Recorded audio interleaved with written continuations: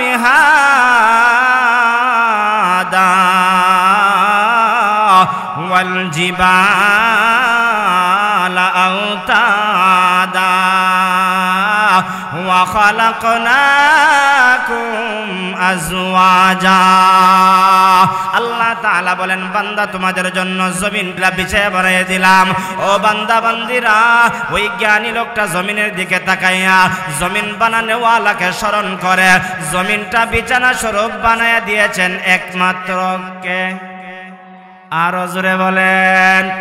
আমার আল্লাহ তাআলা জমিনটা বিছানা বানায় দিলেন, জমিনটা যাতে করে নড়াচড়া না করে, হেলতে থাকে দুলতে থাকে। জমিনটাকে আল্লাহ তাআলা স্থির করার জন্য বড় বড় পাহাড় দিয়া, মনে করেন মৌলভীবাজারের পাহাড়, সিলেটের পাহাড়, শ্রীমঙ্গলের পাহাড়, চট্টগ্রামের পাহাড়, ইন্ডিয়ার বড় বড় পাহাড়, সৌদি আরবের পাহাড়, বড় বড় পাহাড় দিয়ে আমার আল্লাহ ওয়াল জিবালা আওতাদা পেরাক মেরে দিলেন যাতে করে জমিন নড়াচড়া না করে। কারণ জমিন যদি নড়াচড়া করে, একজন কৃষকওয়ালার কৃষিকাজ করতে কষ্ট হবে, একজন চাকরিওয়ালার চাকরি করতে কষ্ট হবে, একজন ব্যবসায়ী তার ব্যবসা করতে কষ্ট হবে। এই জমিনটাকে স্থির একমাত্র রেখে দিয়েছেন কে? الذين يذكرون الله قياما وقعودا وعلى جنوبهم ويتفكرون في خلق السماوات والأرض ربنا ما خلقت هذا باطلا سبحانك فقنا عذاب النار। আল্লাহ রাব্বুল আলামিন জ্ঞানীদের পরিচয় দেন, বুদ্ধিমানের পরিচয় দেন। জ্ঞানী হলো তারা যারা দাঁড়ায়া দাঁড়ায়া আল্লাহকে স্মরণ করে, আল্লাহ পাকের জিকির করে, যারা বসে বসে আল্লাহকে স্মরণ করে, আল্লাহ পাকের জিকির করে, যারা শায়িত অবস্থায় আল্লাহকে স্মরণ করে, আল্লাহ পাকের জিকির করে। এবার আমরা যারা এখানের মধ্যে আছি, যারা দাঁড়িয়ে আছি, যারা এখনো বিছানার মধ্যে আছে, সর্বহালতে যে বা যারা আল্লাহকে স্মরণ করবে, আল্লাহ বলেন এমন স্মরণকারী বান্দার বান্দি হলো আমি আল্লাহ তাআলার কাছে সবচাইতে বড় দামি। ওই জ্ঞানী বান্দারা দাঁড়ায়া বসে শায়িত অবস্থায় আল্লাহ তাআলাকে স্মরণ করে, আল্লাহ তাআলার বানানো আসমানের দিকে তাকায়। আমার আপনার মাথার উপরে 7টা আসমান আছে। আল্লাযী খালাকা সাবআ সামাওয়াতিন তিবাকা, স্তরে স্তরে আমার আপনার মাথার উপরে 7টা আসমান স্থাপন করে রেখে দিয়েছেন একমাত্র কে? আল্লাহ তাআলা বলেন, আমার ওই জ্ঞানী বান্দার বান্দিরা আমি আল্লাহ তাআলার বানানো আসমানের দিকে তাকায়া, আসমানের মধ্যে সূর্য দেইকা, আসমানের মধ্যে চন্দ্র দেইকা আমার বান্দা এইগুলো নিয়ে গবেষণা করে। এবার দৃষ্টিটা জমিনের দিকে দেয়। জমিনের মধ্যে পাহাড় আছে, জমিনের মধ্যে পর্বত আছে, জমিনের মধ্যে গাছ আছে, জমিনের মধ্যে বৃক্ষলতা পাতা আছে। এই জমিনের উপরে মানুষগুলো বিচরণ করে। আল্লাহ তাআলা বলেন, আলাম নাজআলিল আরদা মিহাদা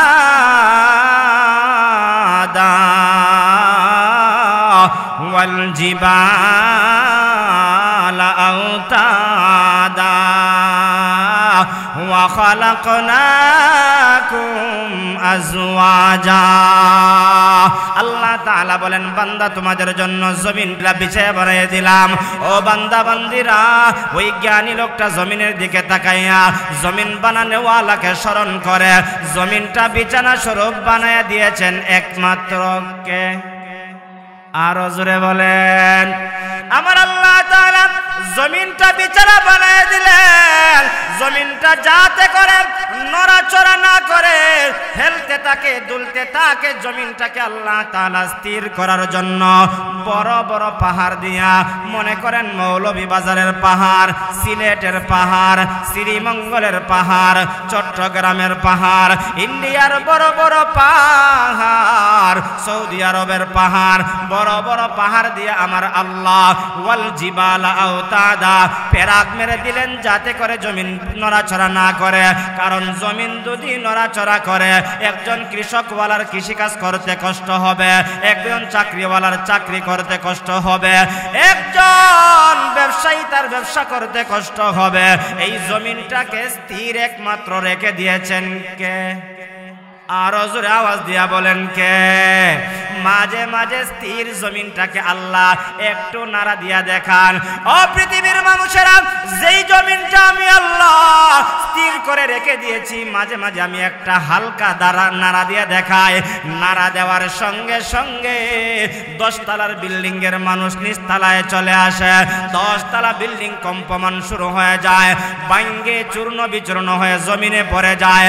ও মুসলমান, একটা জবানও বন্ধ রাখবেন না। যেই জমিনটা আল্লাহ স্থির করলেন, ওই জমিনটাকে নড়াচড়া করার ক্ষমতা একমাত্র কার? আরো জোরে বলেন কার? আমার আল্লাহ তাআলা বলেন, ও বান্দা, আমি আল্লাহ তাআলা হঠাৎ করে এরকম ভাবে নাড়াচাড়া দিয়া বুঝাইতে চাই, নাফরমানি করবা না, আমি আল্লাহর হুকুমকে লঙ্ঘন করবা না। আমি যে একজন বানানেওয়ালা আছি, আমি বানানেওয়ালাকে বুইলা যাইও না। আমি যে বানানেওয়ালা আছি, আমি বানানেওয়ালাকে বুইলা যাইও না। আজকে কেন সিলেটের মানুষ বলেন, চট্টগ্রামের মানুষ বলেন, ঢাকার মানুষ বলেন, বাংলাদেশের মানুষ বলেন, আল্লাহ তাআলাকে ভুলে যাওয়ার কারণে আল্লাহ তাআলা হঠাৎ করে নাড়াচাড়া দিয়া বুঝাইতে চান, আমি আল্লাহকে ভুলে যাইও না। আমি আল্লাহ তাআলা এখনো চাইলে তোমাদেরকে ধ্বংস করতে পারি। ধ্বংস করার ক্ষমতা একমাত্র আছে কার? আমার আল্লাহ তাআলা বলেন, কিন্তু আমি আল্লাহ এই দুনিয়াটাকে ধ্বংস করি না, তোমাদেরকে কেবলমাত্র একটা নাড়া দিয়া বুঝাইলাম। নাড়া দেওয়ার শক্তি আমি আল্লাহ তাআলার আছে, কিন্তু নাড়া দেই না কেন জানো? আমার কিছু মুমিন বান্দা আছে, আমার কিছু আল্লাহওয়ালারা আছে, যারা সকালে আমি আল্লাহকে স্মরণ করে, সন্ধ্যায় আমি আল্লাহকে স্মরণ করে, এরকম ভাবে আসর আর মাগরিবের মধ্যবর্তী সময় দোয়া কবুলের সময় আমার বান্দা বান্দিরা আমি আল্লাহর কাছে ফরিয়াদ করে, আমি আল্লাহর কাছে তওবা করে। এমন কিছু আল্লাহওয়ালা বান্দা বান্দি পৃথিবীর জমিনে আছে না নাই? ওই আল্লাহওয়ালার জন্য আল্লাহ তাআলা পুরা পৃথিবীটা এখনো ধ্বংস করেন না, কেবলমাত্র নাড়াচাড়া দিয়ে আল্লাহ তাআলা দেখান। অতএব ওই আল্লাহ তাআলার পরিচয় আমাদের জানা দরকার আছে না নাই? আমাদের গ্রামের ভাষায় একটা কথা বলে, যে যাকে চিনে সে তাকে মানে। একজন মানুষ যদি জ্ঞানী মানুষকে চিনতে পারে, অথবা মনে করেন একজন মুসল্লি যদি ইমাম সাহেবকে চিনতে পারে, তিনি হলেন এলাকার নেতা। এলাকার নেতাকে যদি মুসল্লি চিনতে পারে, তাহলে অবশ্যই এলাকার নেতা ইমাম সাহেবকে সম্মান করবে। আর যদি তার গুরুত্ব বুঝতে না পারে, চিনতে না পারে, দ্বারে কাছে যাইলেও তাকে সালাম দেয় না, সম্মান করে না। এই কথার দ্বারা প্রমাণ হয় যে যাকে চিনে সে তাকে মানে। অতএব যারা আল্লাহকে চিনছে তারা জোহরে আল্লাহকে স্মরণ করে, যারা আল্লাহকে চিনছে আসরে আল্লাহকে স্মরণ করে, যারা আল্লাহকে চিনছে গো তারা মাগরিবে আল্লাহকে স্মরণ করে, এশার নামাজের সময় স্মরণ করে, ফজরের সময় কনকনে শীতের মধ্যে দাঁড়ায়া আল্লাহ তাআলাকে স্মরণ করে। যে যাকে চিনে সে তার রবের কথা মানে। এমন মানুষ আমাদের সমাজে আছে না নাই? কিন্তু আজকে আমরা রবকে চিনতে পারি নাই, এজন্য রবের গোলামি করতে পারি নাই। এজন্য আল্লাহ রাব্বুল রব্বুল আলামিন বলেন, ও পৃথিবীর মানুষেরা, আমি আল্লাহকে তোমরা চিনো গো। আমি আল্লাহকে চিনতে পারলে আমি আল্লাহর গোলামি করা সহজ হয়ে যাবে। আজকে দেখেন না, বাংলার জমিনের মধ্যে বাউল নামক কুলাঙ্গাররা আমার আল্লাহকে নিয়ে ব্যঙ্গচিত্র করে, আমার আল্লাহকে গালি দেয়, কারণ ওই কুলাঙ্গার বাউল আমার আল্লাহকে চিনতে পারে নাই, আমার আল্লাহ তাআলার পরিচয় জানতে পারে নাই।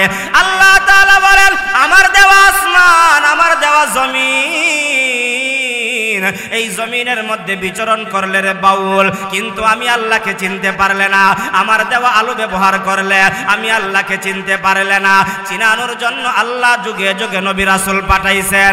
নবী রাসূলের দাওয়াত প্রত্যেকটা মানুষের কাছে পৌঁছে কি পৌঁছে না? পৌঁছার পরে একদল গ্রহণ করে, আরেক দল গ্রহণ করে না।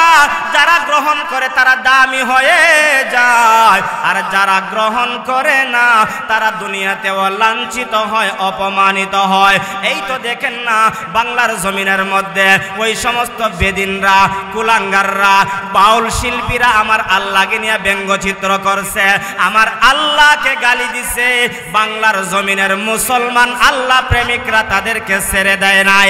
এমন অবস্থা হয়েছে তাদেরকে দৌড়াইতে দৌড়াইতে পানির মধ্যে চুবাইছে। জুড়ে বলুন ঠিক কিনা? অতএব আমরাও জানাই দিতে চাই, আমাদের দ্বারে কাছে, আমাদের সমাজে যদি এমন কোন কুলাঙ্গার আমার আল্লাহকে নিয়ে ব্যঙ্গচিত্র করে, আমার ভাই যদি হয়, তারপরেও আমরা তাকে ছেড়ে দিব না। জুড়ে বলুন ঠিক কিনা? আমাদের সমাজ যদি সুচ্চার হয়, আমাদের দেশ যদি সুচ্চার হয়, তাহলে আর কোন কুলাঙ্গার আমার আল্লাহকে নিয়ে ব্যঙ্গচিত্র করার, আমার আল্লাহকে গালি দেওয়ার কোনো সাহস পাবে না। আমরা যদি মুখের আওয়াজ বন্ধ করে ফেলি, আমাদের সমাজে এরকম কিছু কুলাঙ্গারের আবির্ভাব হবে যারা আমার আল্লাহকে গালি দেওয়ার সাহস পাবে। এজন্য আমাদেরকে মুখ বন্ধ করে রাখা যাবে, এজন্য আমাদের আওয়াজ বাড়াইতে হবে, কুলাঙ্গারদের বিরুদ্ধে আমাদেরকে সুচ্চার হওয়া লাগবে। কিন্তু আজকে আমরা সুচ্চার না হওয়ার কারণে আমাদের নাকের ডগায় বৈশা আমাদের আল্লাহকে গালি দেয়, আমাদের কোরআনকে নিয়ে ব্যঙ্গচিত্র করে, আমার নবীকে নিয়ে ব্যঙ্গচিত্র করে। আমরা দীপ্ত কণ্ঠে জানাই দিতে চাই, প্রত্যেকেই যার যার জায়গা থেকে আমরা দীপ্ত কণ্ঠে বলে দিতে চাই, আমার আল্লাহকে গালি দিবা, আমার নবীকে নিয়ে ব্যঙ্গচিত্র করবা, কোরআনের অবমাননা করবা, আমরা মুসলমান ছেড়ে দেই নাই, আর কখনো আমরা ছেড়ে দিব না। জুড়ে বলুন ঠিক কিনা? অতএব আমাদের রবের পরিচয় জানেন, আমরা রবকে চিনা, রবের গোলামি আমরা করতে চাই। কারা কারা হাত তুলে আল্লাহরে দেখায়? নারায়ে তাকবীর! আরো জোরে কই নারায়ে তাকবীর! আরো জোরে আওয়াজ দিয়ে, মুসলমানের একটা আওয়াজ দেন না, আপনার আওয়াজ শুনে যাতে আশপাশে যারা আছে তারা আইতো। এজন্য জোরে আওয়াজ দিয়া বলেন নারায়ে তাকবীর! আরো জোরে নারায়ে তাকবীর! কোরআন সুন্নাহর আলো, নারায়ে তাকবীর! যেই কথাটা বলতেছিলাম, যে যার রবকে চিনবে তার জন্য রবের গোলামি করা কি হবে? সহজ হয়ে যাবে।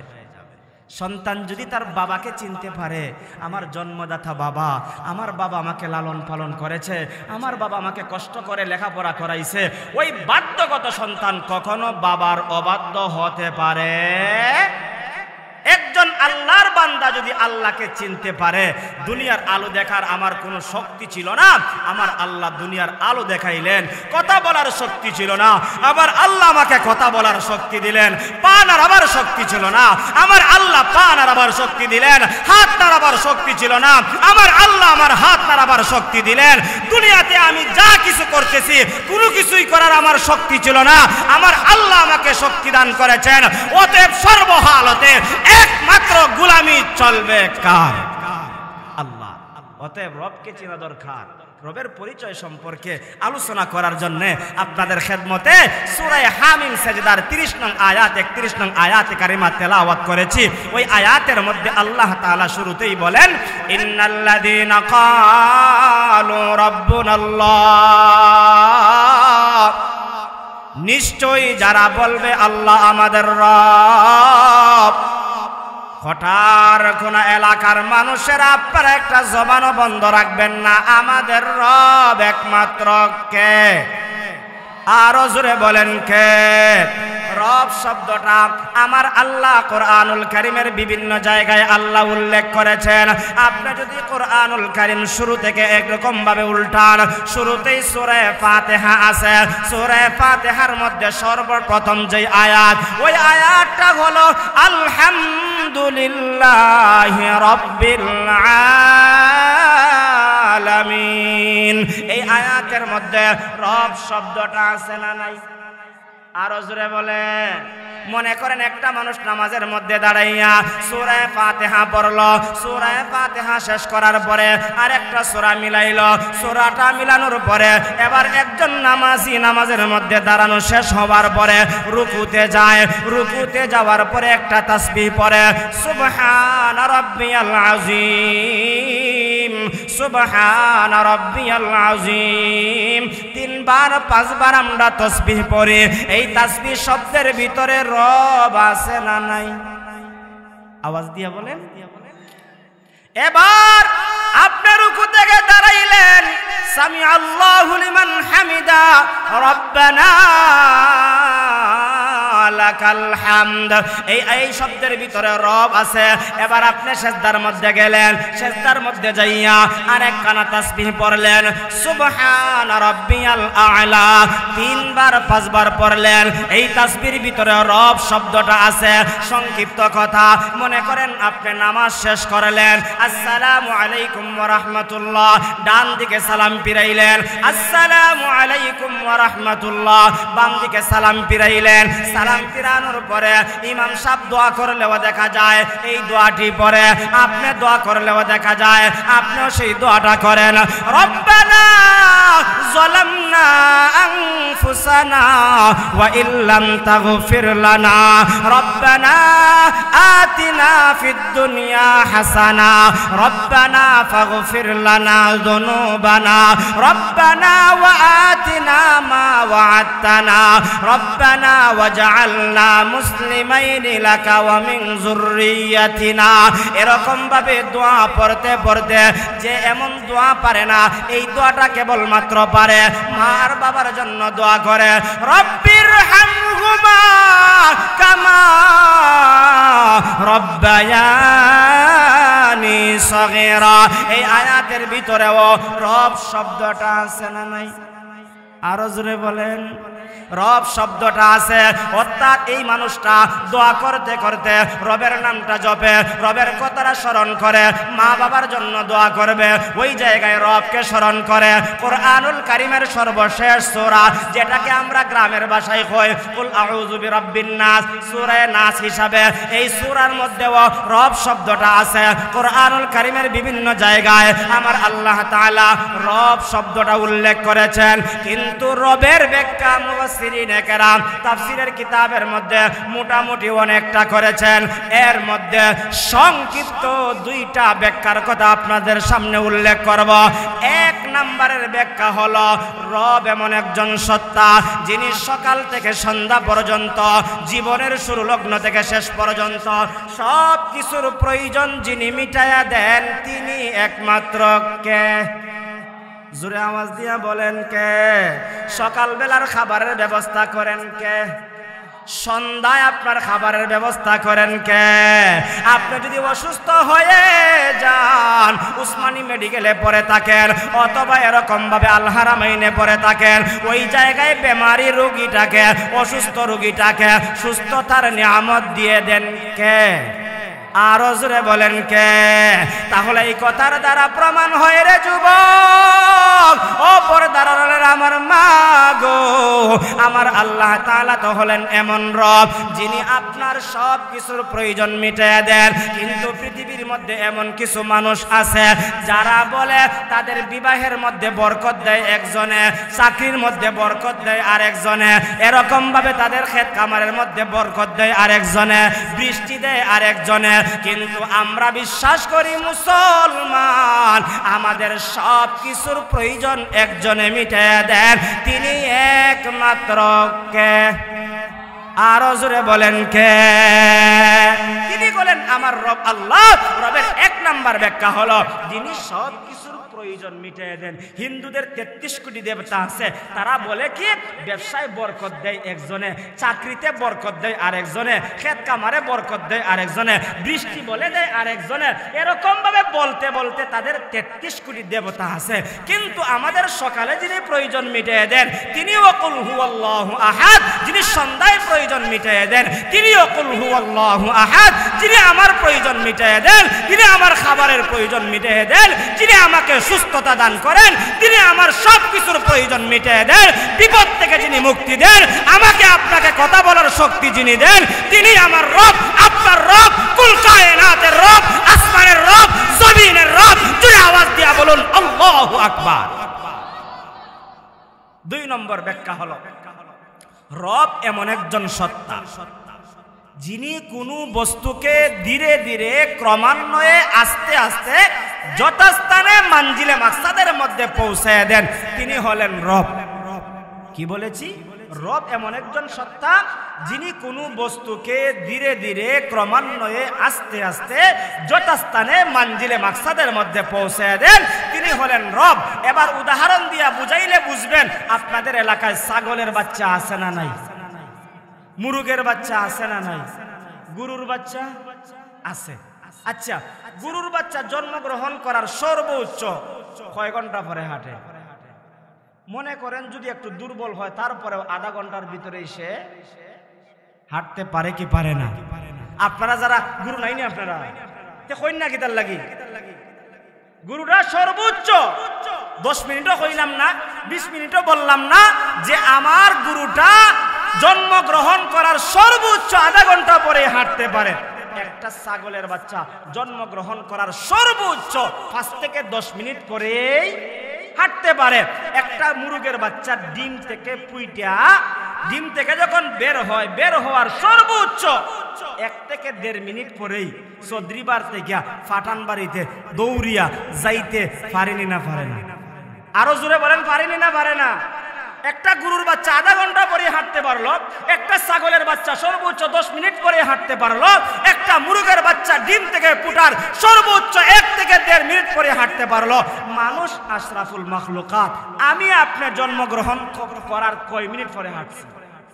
মিনিট পরে হাঁটার সুযোগ ছিল? ঘন্টায়, দিনে, সপ্তাহে, মাসে? কমপক্ষে 10 থেকে 15 মাসের ভিতরে কেউ হাঁটতে পারে? তো আল্লাহ তাআলা সেই কথাটাই বুঝান, মানুষকে যদি জন্মগ্রহণ করার পরেই আল্লাহ হাঁটার শক্তি দিয়ে দিতেন, আজ যেরকম ভাবে নাস্তিকরা আল্লাহকে আল্লাহ বলতে রাজি না, হয় কি আসমান এমনি এমনি হয়ে গেছে, জমিন এমনি এমনি হয়ে গেছে, পাহাড় পর্বত এমনি এমনি হয়ে গেছে, এরকম কথা আপনারা শুনছেননি? কোনো সময় শুনেন নাই? কিছুদিন পর পর নাস্তিকের আবির্ভাব হয়, আসমান বলে এমনি এমনি হয়ে গেছে, জমিন বলে এমনি এমনি হয়ে গেছে। এমনকি তারা বলে কি জানেন? তারা বলে যে মানুষ বলে বান্দর থেকে হয়ে গেছে। জোরে আওয়াজ দিয়া বলেন নাউজুবিল্লাহ। আচ্ছা, মানুষ কি বান্দর থেকে হইছে? না, মানুষ সৃষ্টির শ্রেষ্ঠ, আশরাফুল মাখলুকাত, বনি আদমের আওলাদ। যে আদমকে আমার আল্লাহ তাআলা জান্নাতের মধ্যে বানায়া জান্নাতের মধ্যে বিচরণ করার শক্তি দিলেন, জান্নাত থেকে বের করে আল্লাহ তাআলা আদম আর হাওয়াকে দুইজনকে দুই জায়গায় আল্লাহ পাঠিয়ে দিলেন। দুই জায়গা থেকে আবার দুনিয়াতে একত্রিত কইরা আদমের আওলাদের মাধ্যমে আমরা দুনিয়াতে এসেছি। কিয়ামত পর্যন্ত যারা আসবে সবাই আমরা আদমের আওলাদ। জুড়ে আওয়াজ দিয়া বলুন ঠিক কিনা? কিন্তু একদল নাস্তিক হয় কি, হয় মানুষ বলে বান্দর থেকে হইছে। আমি সহজ ভাষায় বলি, যারা বলে মানুষ বান্দর থেকে হইছে, আমি কইমু তোমাদের গ্রামে থাকার দরকার নাই, শহরে থাকার দরকার নাই, তোমাদের জঙ্গলই সব চাইতে বালা। তোমরা জঙ্গলে থাকো, আর জঙ্গলে থেকে তোমাদের মঙ্গলকে তোমরা এরকম ভাবে স্মরণ করো। তোমরা বানরের বাচ্চা হয়ে থাকো, আমরা বানরের বাচ্চা হয়ে থাকতে চাই না, আমরা আল্লাহর বানানো সৃষ্টির শ্রেষ্ঠ মাখলুক হতে চাই। জুড়ে বলুন ঠিক কিনা? এই কথাটা এই জামানায় ছিল তা না, নবীর জামানার পরেও, নবীর জামানায় ছিল, নবীর জামানার পরেও প্রত্যেকটা যুগে যুগে যুগে যুগে এরকম ভাবে নাস্তিকের আবির্ভাব হয়। আর নাস্তিকরা এরকম ভাবে কোরআনের মোকাবেলা করতে চায়। কিন্তু কোরআনের কাছে যখন চলে আসে, কোরআন এমন একটা গ্রন্থ, যেই কোরআন এক একটা একটা বেদিন বেঈমানকে, এক একটা নাস্তিককে কোরআনের কাছে আত্মসমর্পণ করায়া আল্লাহ তাআলা হাজারো নাস্তিককে আমার আল্লাহ তাআলা আস্তিক বানায়া কোরআনের সৈনিক বানায়া দেন। জুড়ে বলুন ঠিক কিনা? জামানার ইমামে আজম ইমাম আবু হানিফা রাহমাতুল্লাহি আলাইহির জামানায় এমন অবস্থা হয়েছিল যে ইমামে আজম আবু হানিফা রাহমাতুল্লাহি আলাইহির অনুসরণ করে আজকে আমরা নাভির নিচে হাত বাঁধি, আজকে আমরা এরকম ভাবে তাকবীরে তাহরিমা বলি, সূরা ফাতিহা পড়ি, ফাতিহার সঙ্গে সূরা মিলে মিলে নামাজ পড়ি। ওই ইমামে আজমের জামানায় একটা নাস্তিকের আবির্ভাব হলো। নাস্তিক ডাক দিয়া হয় আসমান এমনি এমনি হইছে, জমিনও এমনি এমনি হইছে, পাহাড় পর্বত এমনি এমনি হইছে। ইমামে আজম বলেন না, এগুলো এমনি এমনি হয় নাই, এগুলোর বানানেওয়ালা একমাত্র কে? আরো আসতে কর, আরো জোরে কর, আরো জোরে। ওই চাচাই মুখ খুলেন না, আরো আওয়াজ দিয়া বলেন কে? আরো জোরে বলেন কে? আল্লাহ। ইমামে আজম ইমাম আবু হানিফা রাহমাতুল্লাহি আলাইহি নাস্তিককে বুঝান, ও নাস্তিক শোনো, আসমান কিন্তু এমনি এমনি হয় নাই, আসমান বানানেওয়ালা একজন আছেন। জমিন কিন্তু এমনি এমনি হয় নাই, জমিন বানানেওয়ালা একজন আছেন। পাহাড় কিন্তু এমনি এমনি হয় নাই, পাহাড় বানানেওয়ালাও একজন আছেন। মানুষও এমনি এমনি হয় নাই, মানুষকে আল্লাহ তাআলা বানাইছেন, বানানেওয়ালা একজন আছেন। যতই ইমামে আজম বুঝান কিন্তু সে বুঝতে রাজি না, সে মানতে রাজি না। এবার ইমামে আজম আবু হানিফা বললেন, তুমি যেহেতু মানতে রাজি না, তোমার সঙ্গে চূড়ান্ত একটা ফয়সালা হয়ে যাবে, চূড়ান্ত একটা মোকাবেলা হয়ে যাবে। তোমার মোকাবেলায় তুমি প্রমাণ করবা কেউ নাই, আমি প্রমাণ করব আসমান বানানেওয়ালা একজন আছেন। মনে করেন আগামীকাল সকালবেলা সকাল 10টার সময় আপনাদের ঈদগাহের মাঠের মধ্যে চূড়ান্ত ফয়সালা প্রমাণ আনবে ইমামে আজম, তিনিও তিনার প্রমাণ আনবে। ঘটনাক্রমে সকাল 10টা হয়ে গেল, কিন্তু নাস্তিক উপস্থিত হয়ে গেছে। ইমামে আজম আবু হানিফা আসতে একটু বিলম্ব হয়ে গেছে, লেট হয়ে গেছে। এরকম বিলম্ব লেট মানুষের হয় কি হয় না? মনে করেন আপনি কইছেন আইবেন ঠিক 3টার সময়, রাস্তায় একটা সমস্যা হয়ে গেছে, সমস্যা হওয়ার কারণে আপনার 3:10 বেজে গেছে অথবা 15 বেজে গেছে। এটা রাস্তার সমস্যার কারণে হয়েছে, ব্যক্তির জন্য হয় নাই। ইমামে আজম আসতে একটু লেট হয়ে গেছে, আর লেট হওয়ার কারণে নাস্তিক মনে মনে কেন প্রকাশ্যে বলতে আরম্ভ করছে, মনে হয় ইমামে আজম কোনো প্রমাণ পায় নাই, কোনো যুক্তি পায় নাই, সেজন্য আসে নাই। এই কথাটা বলতে না বলতে ইমামে আজম আবু হানিফা তার সামনে উপস্থিত হয়ে গেছেন। একটা জবানও বন্ধ রাখবেন না, আওয়াজ দিয়া বলি আল্লাহু আকবার। ইমামে আজম ইমাম আবু হানিফা রাহমাতুল্লাহি আলাইহি এবার যখন নাস্তিকের একবারে কাছাকাছি চলে আসলেন, নাস্তিকের কাছে আসার পরে নাস্তিক ডাক দিয়া বলেন, না না না, তুমি যেহেতু সময় মতো আসছো না, তোমার সঙ্গে আর মোকাবেলা করব না, তোমার সঙ্গে আর বাহাস করব না, তোমার সঙ্গে আর তর্কে লিপ্ত হব না। ইমামে আজম বললেন, আচ্ছা ঠিক আছে, তুমি যেহেতু না করতেছ তাহলে তোমার সঙ্গে আর মোকাবেলা করব না। তবে শুনো, আমার কেন 10-15 মিনিট সময় লেট হইল, দেরি হইল, বিলম্ব হইল, আমার বিলম্ব হওয়ার কথাটা তো কমপক্ষে শুনতে পারবা। ইমামে আজমের কথা শুই না এবার নাস্তিক ডাক দিয়া বলে, আচ্ছা ঠিক আছে, তোমার কেন বিলম্ব হইল, তোমার কেন লেট হইল, তোমার লেটের দেরিটা হওয়ার কারণটা তুমি এবার বলো। ইমামে আজম আবু হানিফা রাহমাতুল্লাহি আলাইহি বলেন, ও নাস্তিক শোনো, আসার পথে একটা নদী পড়ে গেল, নদীটা কেমনে পার হব আমি তো টেনশনে পড়ে গেলাম, চিন্তায় পড়ে গেলাম। যেই নদীর মধ্যে কোনো হাকম নাই, যেই নদীর মধ্যে কোনো ব্রিজ নাই, যেই নদীর মধ্যে কোনো নৌকা নাই, আমি পেরেশান পেরেশান। আমি তো তোমার সঙ্গে ওয়াদা দিয়েছি আমি তোমার কাছে চলে আসব, কিন্তু কেমনে আসব, কিভাবে আসব? হঠাৎ করে দেখতে পাইলাম নদীর পাড়ের মধ্যে একটা গাছ দাঁড়িয়ে আছে। আমি যখন গাছের কাছে গেলাম, যাওয়ার সঙ্গে সঙ্গে দেখতে পাইলাম গাছটা এমনি এমনি কাটা হয়ে গেছে। আল্লাহু আকবার। আপনাদের আল্লাহু আকবারের আওয়াজে বোঝা যায় আপনারা দ্বারা গেলে গাছ কাটি যায়নি, তাইলে জোরে করেন আল্লাহু আকবার। আরো জোরে বলেন আল্লাহু আকবার। আরো জোরে বলি আল্লাহু আকবার। ইমামে আজম ইমাম আবু হানিফা রহমাতুল্লাহি আলাইহি বলেন, ও নাস্তিক শোনো, আমি দেখলাম রাস্তার পাশে নদীর পাড়ে একটা গাছ দাঁড়িয়ে আছে। এবার নদীর পাড়ের গাছের কাছে যখন আমি গেলাম, ওই গাছের কাছে যাওয়ার সঙ্গে সঙ্গে দেখলাম গাছটা এমনি এমনি কাটা হয়ে গেছে।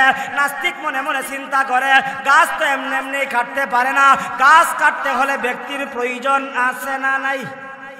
আরো জোরে বলেন আছে না নাই? শুধুমাত্র ব্যক্তি হলেই তো কাটা হবে না, ব্যক্তির সঙ্গে আপনার করাতের প্রয়োজন আছে, করাতের প্রয়োজন আছে। করাত ছাড়া পৃথিবীর কোনো গাছ এমনি এমনি কাটতে পারে না। ইমামে আজম বলেন, এখানেই শেষ না, কিছুক্ষণ পরে দেখতে পাইলাম ওই গাছ থেকে এমনি এমনি তক্তা হয়ে গেছে। তক্তা হওয়ার পর আমি দেখলাম তক্তাটা এমনি এমনি জোড়া লেগে গেল, একটার সঙ্গে আর একটা মিলে গেল। মিলে যাওয়ার পরে আমি দেখতে পাইলাম একটা নৌকায় রূপান্তরিত হয়ে গেল। ও নাস্তিক শোনো, কিছুক্ষণ পরে দেখতে পাইলাম ওই নৌকাটা এপার থেকে ওপারে মাঝি সারা মাল্লা সারা আমাকে ওপার থেকে এপারে নিয়ে আসলো। এই জন্য নৌকাটা বনতে, গাছটা কাটতে, তক্তা হইতে যতটুকু বিলম্ব হইছে, ওপার থেকে ওপারে আসতে যেরকম বিলম্ব হইছে, এই হলো আমার বিলম্ব হওয়ার কথা। এই কথাগুলো শোনার পরে এবার নাস্তিক ডাক দিয়া বলে, না না না, তোমার কথা আমি মানতে পারি না। বলে, কেন মানতে পারো না? বলে, গাছ তো এমনি এমনি কাটতে পারে না, গাছ কাটতে হলে ব্যক্তির প্রয়োজন। বলে, আচ্ছা বুঝলাম, গাছ কাটা হয়ে গেছে, গাছ থেকে তক্তা হতে হলে অবশ্যই মেইলে নিতে হবে, মেইলের মধ্যে করাত দিয়ে কাটতে হবে, এমনি এমনি তো কাট হতে পারে না। বলে, এখানেই তো শেষ না, আবার তুমি বললা ওই তক্তা থেকে নৌকা হয়ে গেছে।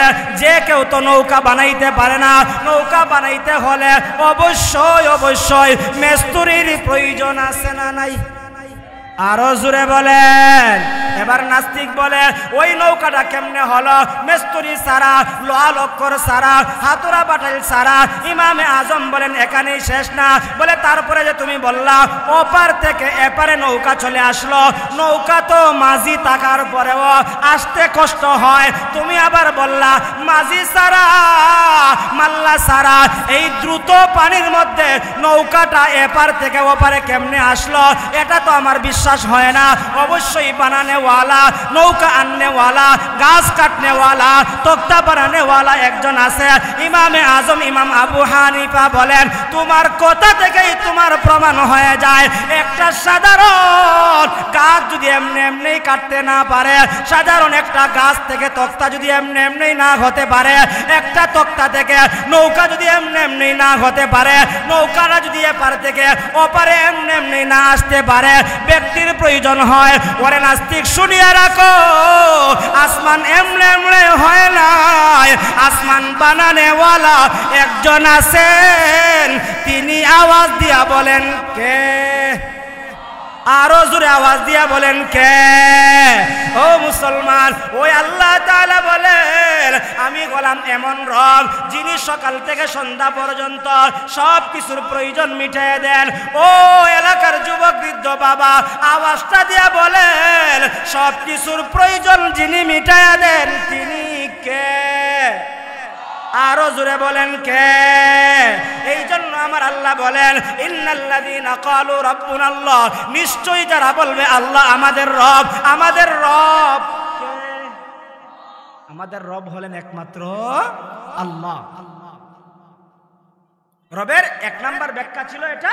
দুই নম্বর ব্যাখ্যা ছিল কি, যে রব এমন একজন সত্তা যিনি কোনো বস্তুকে ধীরে ধীরে ক্রমান্বয়ে আস্তে আস্তে যথাস্থানে মানজিলে মাকসাদের মধ্যে পৌঁছে দেন।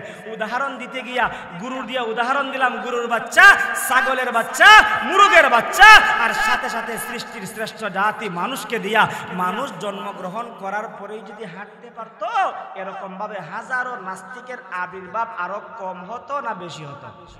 আচ্ছা, জন্মগ্রহণ করার পরে যদি আপনাদের খটালপুর গ্রামও যদি কেউ জন্মগ্রহণ কইরা ওই চেয়ারম্যানের দ্বারায়, মনে করেন আজকে খালি জন্মগ্রহণ করছে, কালকেই কয় আমি চেয়ারম্যান, অথবা আজকে জন্মগ্রহণ করছে কালকেই কয় আমি মেম্বার, আজকে জন্মগ্রহণ করছে কালকেই এরকম কটালপুর বাজারে গিয়া কইতেছে যে আমি এখন থেকে এমপি। মানছি কব বাপ এটা তো কম না ভাই, কবা কেমনে বেটা তুই কইলে হয় আমার ক্ষমতার দ্বারা কইব নি।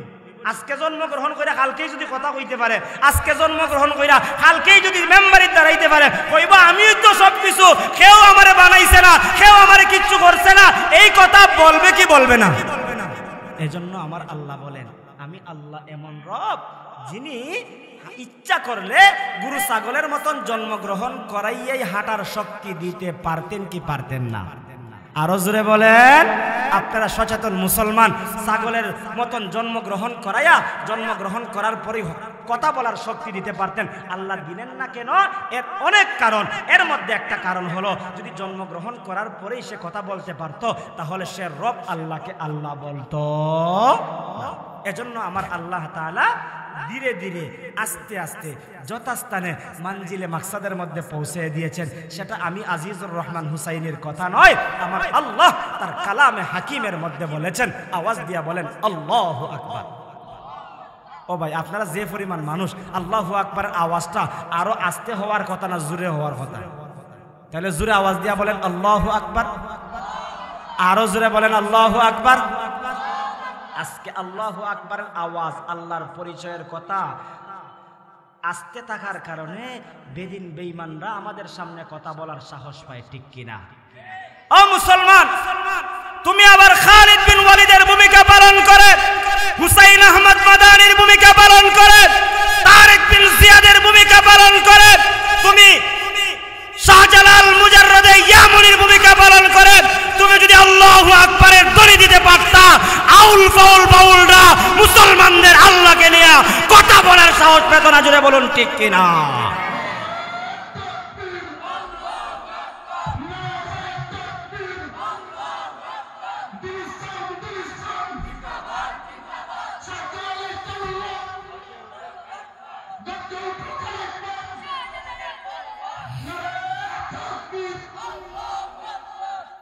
আজকে মুসলমানদের মুখের আওয়াজ, বুকের হিম্মত, ইমানি তাকাত, ইমানি চেতনা, ইমানি উদ্দীপনা, অটল অবিচল আজ মুসলমান হারিয়ে ফেলার কারণে আজ মুসলমান জায়গায় জায়গায় লাঞ্ছিত, অপমানিত, পদদলিত। জুড়ে বলুন ঠিক কিনা?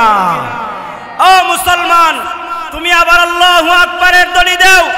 এক আমেরিকা কেন, এক ভারত কেন, লক্ষ ভারত, লক্ষ মোদি, লক্ষ আমেরিকা মুসলমানদের সামনে সেজদায় পড়তে বাধ্য হবে। জুড়ে বলুন ঠিক কিনা? অতএব আমাদেরকে মুসলমানের আওয়াজ দিতে হবে, আল্লাহর আওয়াজ, কোরআনের আওয়াজ, দ্বীন ইসলামের আওয়াজ আমাদেরকে বুলন্দিত করতে হবে। একটা জবানও বন্ধ রাখবেন না। জোরে আওয়াজ দিয়ে বলি আল্লাহু আকবার,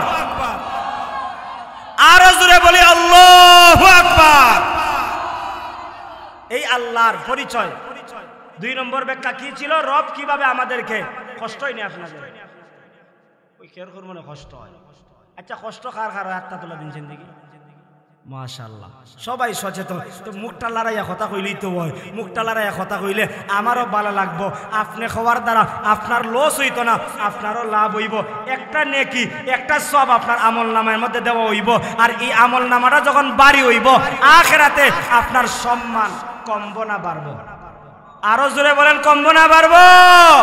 যদি বাড়াইতে চাই তাহলে আবার আওয়াজ দিয়া বলি আল্লাহু আকবার, আরো জোরে বলি আল্লাহু আকবার। আমার আল্লাহ তাআলা বলেন তিনি তো তোমাদের রব, যিনি তোমাকে আমাকে সর্বপ্রথম মাটি থেকে সৃষ্টি করেছেন। আয়াত বলার সময় নাই, মাটির পরে শুক্রবিন্দুতে রূপান্তরিত করাইলেন। ওই শুক্রবিন্দু থেকে আমার আল্লাহ আমাকে আপনাকে জমাট রক্ত গোস্তের আকারে ধারণ করাইলেন। গোস্তের আকারে ধারণ করাইয়া আমার আল্লাহ আপনার মায়ের পেটের ভিতরে আমার মায়ের পেটের ভিতরে হাতের জায়গায় হাত দিলেন, পায়ের জায়গায় পা দিলেন, চৌকের জায়গায় চোখ দিলেন, পুরাটা বডি আমার আল্লাহ ফেরেশতার মাধ্যমে অঙ্গ প্রত্যঙ্গটা আমার আপনার মায়ের পেটের ভিতরে ফিটিং করেছেন যিনি তিনি কে? আমার আল্লাহ তাআলা যদি আমার মায়ের পেটের ভিতরে অথবা আপনার মায়ের পেটের ভিতরে হাতের জায়গায় হাতটা না দিয়া একটা হাত দিয়া দুনিয়াতে পাঠাইতেন, দুনিয়ার কোনো শক্তি, দুনিয়ার কোনো ক্ষমতা, দুনিয়ার কোনো টাকাওয়ালা পয়সাওয়ালা, দুনিয়ার কোনো ক্ষমতাওয়ালা আল্লাহর বানানো হাতের মতন একটা হাত দিতে পারবে? আরো জোরে বলেন পারবে? এই জন্য আমার আল্লাহ বলেন হুয়াল্লাযী খালাকাকুম মিন তুরাবিন সুম্মা মিন নুতফা সুম্মা মিন আলাকা সুম্মা ইউখরিজুকুম তিফলা। আমি আল্লাহ তাআলা তোমাদেরকে তোমাদের মায়ের পেট থেকে বের করেছি। ও বান্দা, তোমাকে যখন তোমার মায়ের পেট থেকে বের করলাম তখন সময় তুই কথা বলতে পারতি না, তখন সময় তুই কথা শ্রবণ করতে পারতে না, ভালো মন্দ বোঝার মতন কোনো শক্তি ছিল না। ওই কথাটাও আমার আল্লাহ কালামে হাকিমের মধ্যে বলেন ওয়াল্লাহু আখরাজাকুম মিন বুতুনি উম্মাহাতিকুম লা তা'লামুনা শাইআ ওয়া জা'আলা লাকুমুস সামআ ওয়াল আবসারা ওয়াল আফইদাতা লা'আল্লাকুম তাশকুরুন। আমার আল্লাহ বলেন আমি আল্লাহ যখন তোমাকে তোমার মায়ের পেট থেকে বের করেছিলাম, ওরে আব্দুল করিম, তুই যে আজকে আব্দুল করিম বইলা কটালপুর বাজারে যাস, আব্দুল করিমের পরিচয় দিয়া সিলেট যাস, আব্দুল করিমের পরিচয় দিয়া এরকম ভাবে ঢাকা চট্টগ্রাম যাস, তুই আব্দুল করিম যখন তোর মায়ের পেট থেকে তোকে বের করেছিলাম লা তা'লামুনা শাইআ, তুই কোনো কিছুই জানতে না, কোনো কিছুই বুঝতে না, কোনো কিছুই শ্রবণ করতে না। আল্লাহ বলেন আমি আল্লাহ তোকে শ্রবণ শক্তি দিলাম, ওই কান আল্লাহর দেওয়া, ওই কান দিয়া গান বাজনা শুনবো নাকি আল্লাহর কথা শুনবো? আল্লাহর কথা শুনবো। আজকে যে আউল ফাউল বাউলরা আল্লাহর দেওয়া কান দিয়া আল্লাহর বিরুদ্ধে কথা এক দলে বলে আর এক দলে শ্রবণ করে, এই কানের হিসাব আল্লাহর কাছে দেওয়া লাগবে কি লাগবে না? আরো জোরে বলেন লাগবে কি লাগবে না? এরপরে আমার আল্লাহ বলেন ওয়াজআলা লাকুমুস সামআ ওয়াল আবসারা ওয়াল আফইদা। ও মুসলমানেরা, ও কটালপুর এলাকার যুবক বৃদ্ধ বাবা, আপনাকে আমার আল্লাহ দুইটা চক্ষু দান করেছেন। ওই দুইটা চক্ষু দিয়া কটালপুর বাজার চিনলা, তোমার জমি চিনলা, সিলেট শহর চিনলা, আল্লাহর ঘর মসজিদে তুমি চিনলা না। ওই দুইটা চক্ষুর হিসাব আমার আল্লাহর কাছে দেওয়া লাগবে কি লাগবে না? ও মুসলমান, মাগরিবের আগ মুহূর্তে আর একটা কথা বলি আমি শেষ করে দিব। আজকে যেই অন্তর দিয়া ভালো আর মন্দ বুঝো, সত্য আর মিথ্যার মধ্যে দুনিয়ার পার্থক্য করো, এই জবান এই কান দেওয়ার পরে আমার আল্লাহ তোমাকে অন্তর দিলেন, অন্তর দিয়া দুনিয়ার ভালো মন্দ বুঝলা আর আখিরাতের জন্য কোরআন তেলাওয়াত আর গানের মধ্যে পার্থক্য করতে পারলা না। এই দিলের হিসাব, অন্তরের হিসাব রব্বে কারীমের দরবারে দেওয়া লাগবে কি লাগবে না? আরেকটু জোরে এখন লাগবে কি লাগবে না? এই চোখ আল্লাহর দেওয়া, কান আল্লাহর দেওয়া, কলব অন্তর আল্লাহর দেওয়া। আল্লাহর দেওয়া কলবটা পাইলাম, দুনিয়ার সব কিছু বুঝলাম, কিন্তু আল্লাহকে চিনলাম না, আল্লাহ সম্পর্কে জ্ঞানটা হাসিল করতে পারলাম না। কলব দিয়া অন্তর দিয়া দুনিয়ার সব দেখলাম, চক্ষু দিয়ে আল্লাহর কালাম দেখতে পারলাম না, আল্লাহর ঘর মসজিদ দেখতে পারলাম না, আল্লাহর ঘর কানায় কাবা বাইতুল্লাহ দেখতে পারলাম না। আল্লাহ আমাকে আপনাকে কান দিল, ওই কান দিয়ে আল্লাহর কালাম তেলাওয়াত শ্রবণ করতে পারলাম না, গান বাজনা শ্রবণ করলাম। একদিন জেনে রাখো মুসলমান, দুনিয়ার হায়াত শেষ হয়ে যাবে, আল্লাহ তাআলার দরবারে আপনার কানের হিসাব, আপনার চোখের হিসাব, আপনার অন্তরের হিসাব না দেওয়া পর্যন্ত আল্লাহর দরবার থেকে বাঁচতে পারবে। এজন্য যে আল্লাহ আমাকে আপনাকে অস্তিত্বহীন থেকে অস্তিত্ব দান করলেন। অস্তিত্বহীন বলতে আমার কোনো নাম নিশানা ছিল না, আপনার কোনো নাম নিশানা ছিল না। আল্লাহ তাআলা বলেন সুম্মা ইউখরিজুকুম তিফলা, শিশুরূপে আমি আল্লাহ তোমাকে দুনিয়াতে পাঠাইলাম। শিশুরূপে দুনিয়াতে পাঠানোর পরে আল্লাহ তাআলা সারা জীবন শিশু রাখেন নাই। সুম্মা ইউখরিজুকুম তিফলান সুম্মা লিতাবলুগু আশুদ্দাকুম, আমার আল্লাহ বলেন ও পৃথিবীর মানুষেরা, আমি আল্লাহ শিশুরূপ থেকে তোমাদেরকে যৌবনে পদার্পণ করাইলাম। যৌবনে সারা জীবন কাউকে আল্লাহ রাখেন নাই। যৌবন থেকে সুম্মা লিতাকুনু শুয়ুখা, বৃদ্ধে রূপান্তরিত একমাত্র করাইছেন কে? যেই সমস্ত আমার চাচার বয়সী বাবারা আছেন, যাদের দাড়িগুলো পেকে গেছে, চামড়াগুলো ডিল হয়ে গেছে, আপনিও তো একদিন যুবক ছিলেন। ও যুবক ভাই, তুমি আজকে যুবক আছো, তোমার দিকে তুমি তাকায়া বলো, তোমার যে আজকে যৌবন রয়েছে, তুমি তো একদিন শিশু ছিলা। ও শিশুরা তোমরা শোনো, তুমি যে শিশু আজকে আসো, কিছুদিন পূর্বে তো তুমি শিশু ছিলে না, তুমি তোমার মায়ের পেটের মধ্যে ছিলে। তোমার মায়ের পেটের ভিতরে দিকে তুমি চিন্তা করো, তোমার মায়ের পেটের ভিতরে আমার আল্লাহ তাআলা 4 মাস দেওয়ার পরে তোমার জানটা দিয়েছে, তোমার জবানটা দিয়েছে, কান দ্বারা শ্রবণ শক্তিটা আল্লাহ দিয়েছে। ওই জায়গায় যদি একটা ব্লক করে দিত, ব্লক তো এখন বুঝেন যারা ইয়াং যুবকরা আছেন, ওই জায়গায় যদি আমার আল্লাহ কানটা ব্লক করে দিতেন, চক্ষুটা ব্লক করে দিতেন, অন্তরটা ব্লক করে দিতেন, দুনিয়ার কোনো শক্তি ছিল না ব্লক খোলার মতন। এইখানে তো দুনিয়ার নীতি প্রথা অনুযায়ী ব্লক করলে যে পারদর্শী আছে তার কাছে গেলে সে ব্লক খুলে দেয়। আল্লাহ যদি ব্লক করে দেন, এই ব্লক খোলার মতন শক্তি পৃথিবীর কারো নাই। অতএব আল্লাহর দেওয়া কান, আল্লাহর দেওয়া জবান, আল্লাহর দেওয়া চক্ষু একমাত্র ব্যবহার হবে কার জন্যে? আরো জোরে আওয়াজ দিয়া বলেন, কার জন্যে? আল্লাহর জন্য হবে। যেহেতু সময় মোটামুটি কাছে গেছে, আজানেরও সময় হয়ে গেছে, কথা আর লম্বা করলাম না। 1 নাম্বার কথা কি ছিল? আল্লাহকে রব বলে স্বীকার করতে হবে। রবের পরিচয় সংক্ষিপ্তভাবে আমরা জানলাম। যারা রবের পরিচয় জানবে তারা একমাত্র গোলামি করবে কার? আরো জোরে বলেন, কার? রবের গোলামি একমাত্র করবে আল্লাহর। আল্লাহ রাব্বুল আলামিন যেন আমাদের সবাইকে রবকে চিনে রবের গোলামি করার তৌফিক দান করেন। সবাই বলে আমিন।